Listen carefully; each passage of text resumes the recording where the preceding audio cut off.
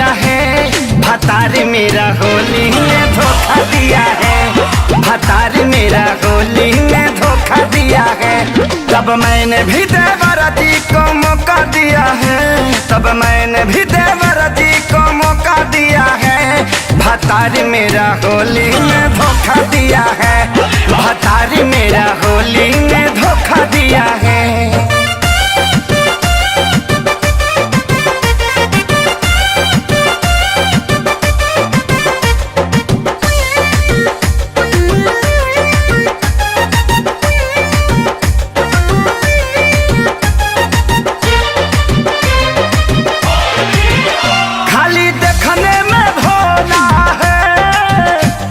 समझती थी लोला है, माल तू को रखले हैं, मेरे सखी ने बोला है, बोला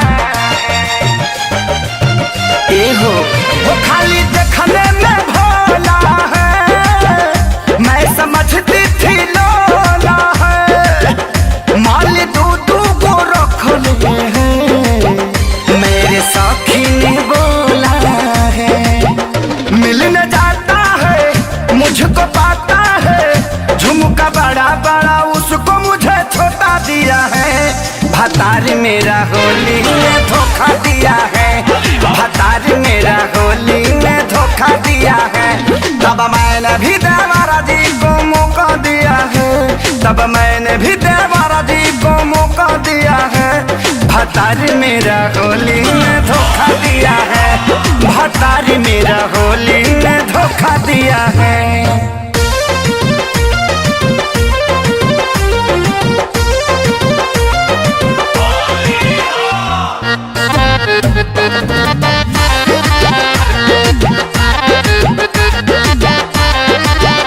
मैं भी ठेला दिखाऊंगी, रोज फगुआ मनाऊंगी, समद हाथी देवरा से उसका बदला सधाऊंगी,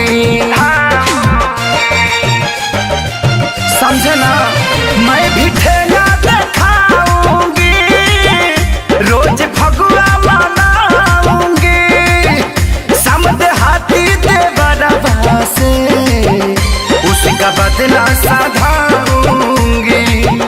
बुरहाना है पता चला है कि खेसारी ने रकम उसको मोटा दिया है, भतार मेरा होली में धोखा दिया है, भतार मेरा होली में धोखा दिया है। तब मैंने भी देवरा जी को मौका दिया है, तब मैंने भी देवरा जी को मौका दिया है, भतार मेरा होली में धोखा दिया है, भतार मेरा होली में धोखा दिया है।